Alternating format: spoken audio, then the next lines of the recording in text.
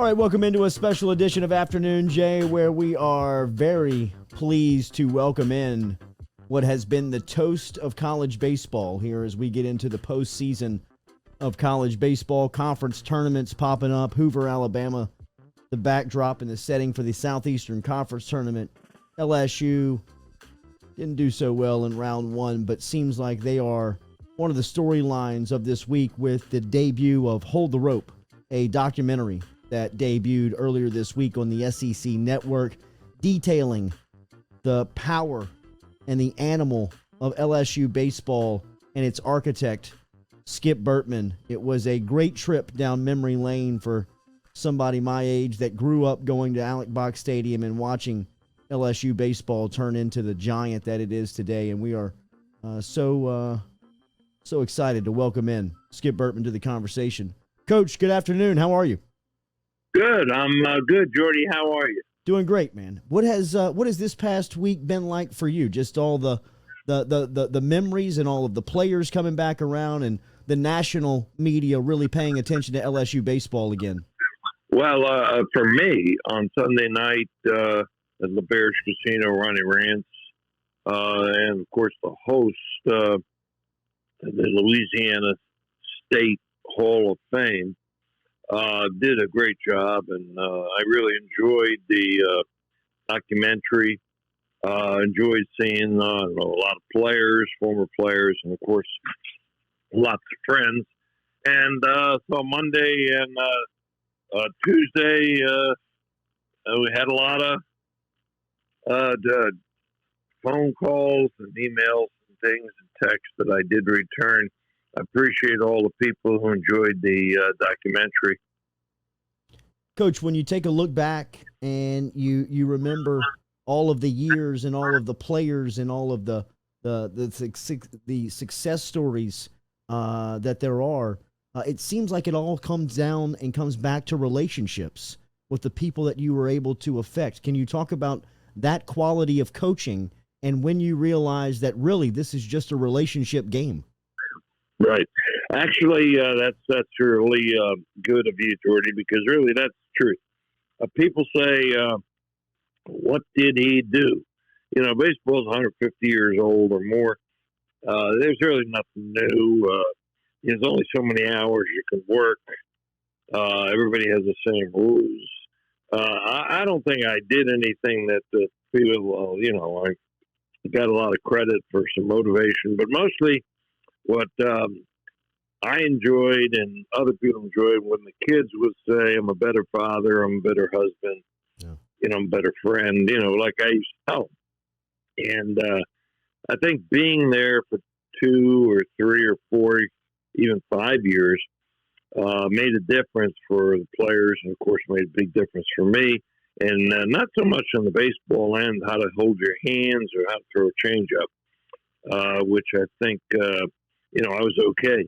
But I think mostly relationships are what it's all about. We had a good system, and we had a wonderful group of people and great attitudes. A lot of people look at 86 and thought LSU is knocking on the door of the national scene. Look out. They might be a consistent player in college baseball. Do you remember a moment that you thought, you know what, here we go. This is maybe the break that I was looking for. This is the moment I've been waiting on where we are now going to be consistent competitors on the national scene? Well, that's a good question, of course. But in 86, going to the World Series was wonderful. That was my 3rd year. And, of course, I had a lot of players for 3 years. And we got better and better. And, of course, we won a tournament and got there. We didn't do well in Omaha. On the other hand, no. I can't think of one specific thing, but I was sure that we would be real good. People at LSU, people in Baton Rouge, were very good about wanting me and, of course, the players to have success, and the crowds built, and I thought it was going, and we did everything, players, LSU personnel, and everything in the right way. And it took a while, like it's supposed to. And then, pretty soon, 89, had a great team, and I think that was the start of the power domination, with Ben McDonald. Yeah. But I didn't do a good job at the World Series. We didn't win that year.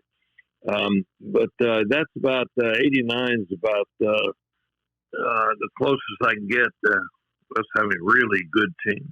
Do you remember 89, 97, 98 teams, or excuse me, like 98, the teams that were talented enough to get there and maybe missed out on a couple of opportunities to take home 2 more national championships? Do you think about those more than you think about the wins?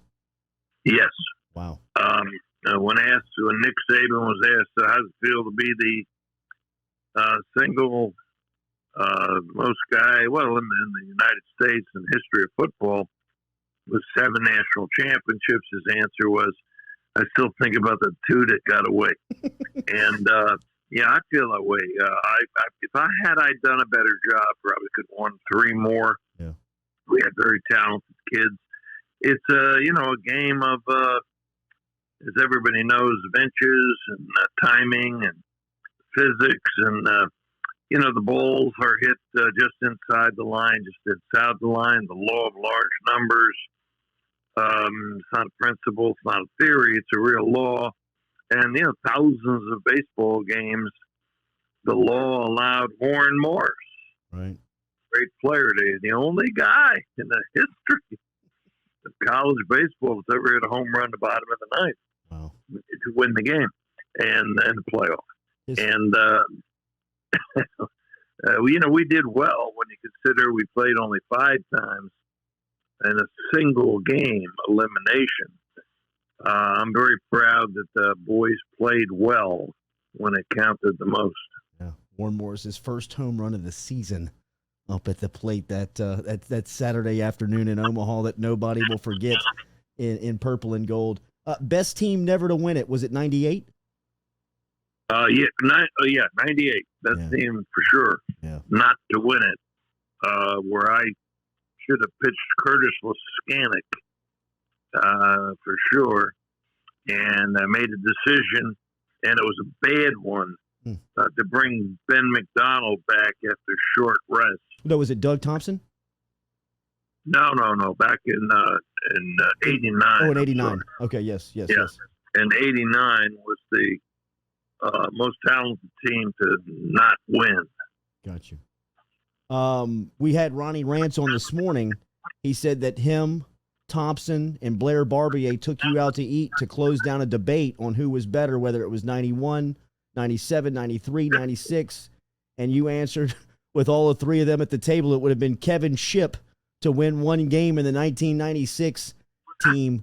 It was a great story from Rance. How cool was this weekend with all of the storytellers back around you and remembering some of the memories? Oh, it was great. Yeah. Rance, in particular, is great at impersonations. A very talented guy. My God, is he talented. He can put so many things together. On the other hand, Blair Barbier, Doug Thompson, and of course Kevin Shipp and the others, I really enjoyed them. I enjoyed the fact that the director, Mark Kinderman, went back to my high school days, and took some of those kids and didn't forget, that. I thought he did a pretty good job when you consider he probably had 4 hours of film and he had to get it down to 51 minutes. I think he did a pretty good job. Yeah, it was phenomenal. I could have watched another hour for sure of it when you talk just about the content. My grandfather passed away 2 years ago. You were at the services, which it was so great to see you there and remembering his life. But he was a part of the original coaches committee in which he still has the hat sitting in his closet today. Can you talk about what that time was like when you got to Baton Rouge and you built those relationships of core businessmen within the area that really got the interest and the intrigue around your program up and moving? Right. Jordy, granddad was one of the first of 11 guys. Okay, then it became 17, which were called the Coaches Committee. Yes. A group that put up $100 each. Were going to help me politically in the community and financially. And they did. And when they said, "What do you need first?" And and I told them, "I've got to have some diaper changing stations in the women's and men's bathrooms." And who is this guy?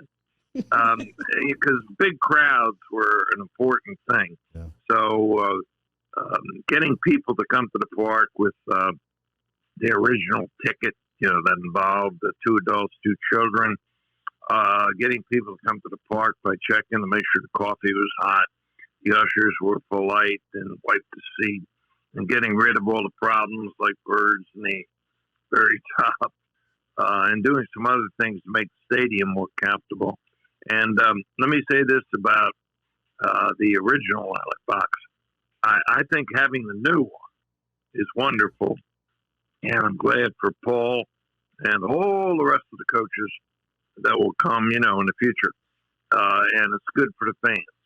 That was necessary. But I'll tell you what, the old Alec Box, because of its closeness, being built in 1938, and was filled with 6,500, and it was overflow. People, in the aisles couldn't hold, but 5,000. And when that was filled and they yelled, I think our team had the best home field advantage of any coach ever, not Mike Krzyzewski, in his basketball site, or Dean Smith in the Dean Dome, or Joe Paterno at home, Penn State, when he was great. We had a great advantage, and that was new in baseball. Nobody ever saw crowds like that. And, of course, they were exciting, the crowds, and excited people. So I'm very happy for those people. I'm very pleased. I thank them very much. That is the backdrop of my childhood. When I think about growing up, I think about getting to Alec Box Stadium and seeing the fresh cut grass coming up over the walkways when you walk into the stadium, and seeing you down there in the dugout, and just great team after great team in a regional and postseason type atmospheres. It was just incredible to grow up and remember that in the Hold the Rope documentary. Is this what you envisioned SEC baseball to be, where Tennessee is viable and Kentucky is competitive? Is this what you envisioned when you saw it? Yeah. In other words, I would sit there in the early 80s with other coaches, and I think most of the time, and I don't mean this in a bad way, I think most of the coaches like my mentor and a guy that I love dearly, Ron Frazier in Miami, he had large crowds. He had built it up, and he was very excited about it. But he didn't really care much that everybody else had large crowds. Yeah, right. So he didn't care about that. I think that was true at Mississippi State, when they had large crowds. I think the difference for me is I played every school in the state and changed their attitudes, and realized how significant it was to watch this new game that had kids that were like your nephew, meaning this, that they were 5'11" or 6 foot. They weren't as big as football players or as fast. They weren't as tall as basketball players. They were different, yeah. And that was unusual for the people. And I realized that those kids are the future. There's so much baseball. And, of course, today, Kentucky has a $50 million stadium. And if I had something to do in part with that and their larger crowds, I'm very proud of that. And, of course, I'm proud of LSU for starting it off. The most recognizable face and name in college baseball, Skip Bertman, joining us here on a special edition of the Jordy Culotta Show. When talking about the history of the league, and when you look at it present day, I mean this with all due respect, just because of how much I respect your baseball mind. Did you retire too early? Did you leave years on the table? That's a good point. Not many people really. I always said to myself with Ron Frazier, I didn't want to coach when I was 70, 72 years old. I wanted to try something else. And I retired, and Dale Brown, who was a great one, had blazed the trail for me in the Washington Speakers Bureau. And I was going to work for Joe Dean in the athletic department, and I was going to, to speak on the weekends and make some money, but, motivational talking. But the chancellor called Mark Emmert at the time, and he couldn't get the AD. There was, confusion with the board and the people. And one of the candidates who left for Kentucky, which he's still there, left him with just about nobody. And he came to me and he said, "You want to be the AD? Would you please be the AD?" And geez, I've been around ADs, but you know what happened? I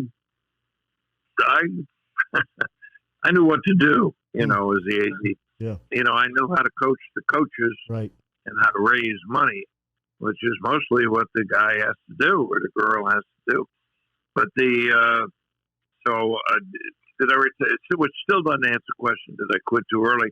The answer is no. I was 18 years, and I was 62, and I wanted to do, something else. So then I ended up with 10 years as the athletic director, which I'm very happy. Yes.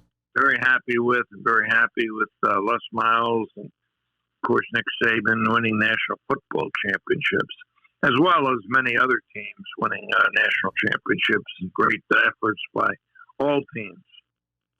How do you watch college baseball? Do you watch college baseball as intently as you once did? I mean, obviously not when you were coaching, but do you still have a passion to just flip it on and watch it during the tournaments?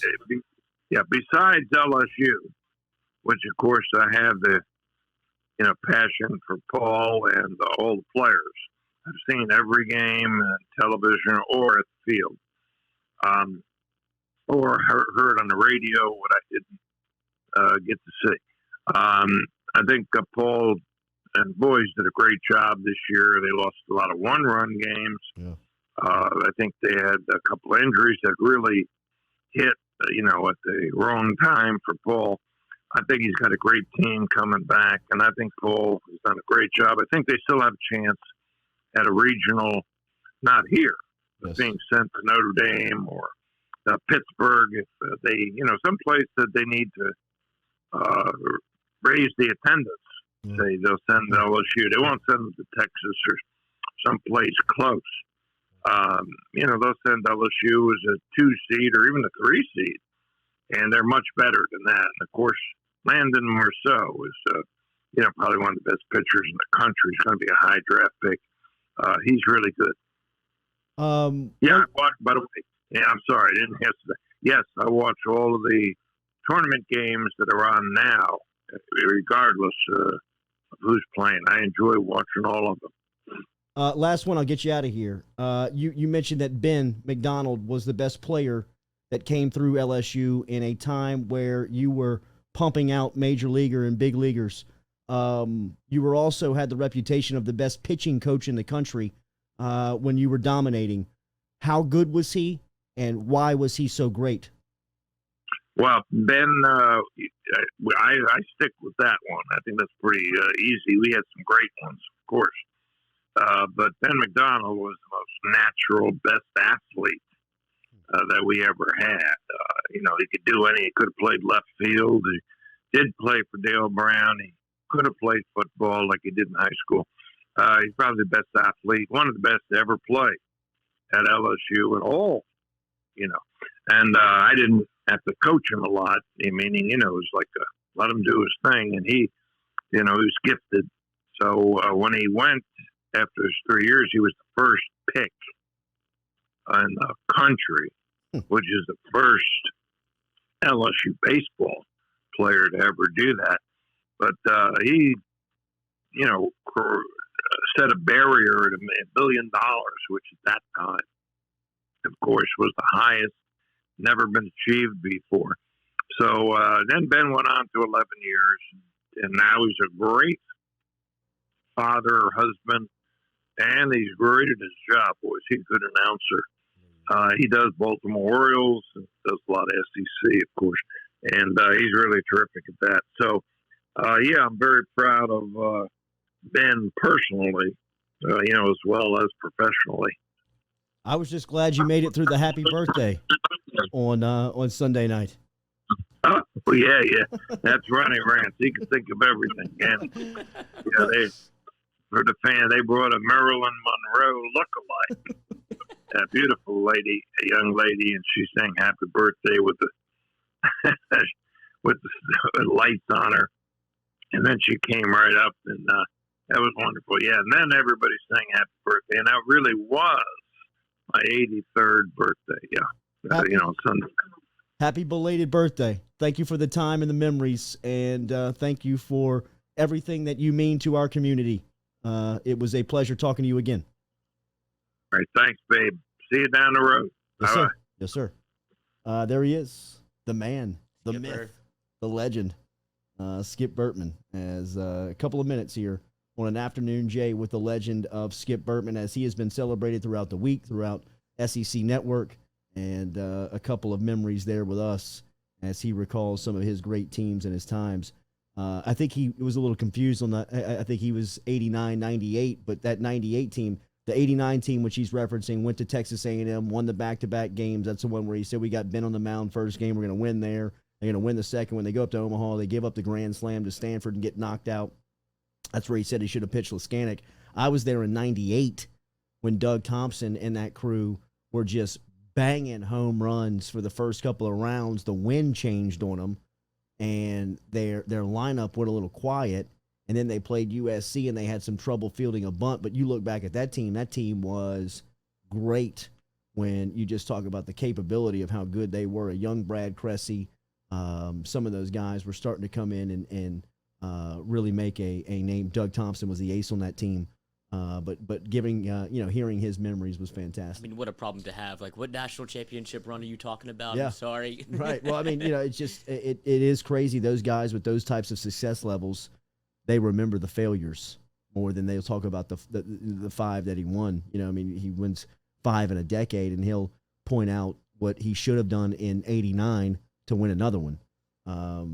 So cool memories. Thank you to Nevadis for bringing us that conversation with Skip Bertman. Remember, over at Nevadis, they can help you with custom web design. They can also help you with a mobile app if that can help you in the efficiency within your business. Find out more online at nevadis.com.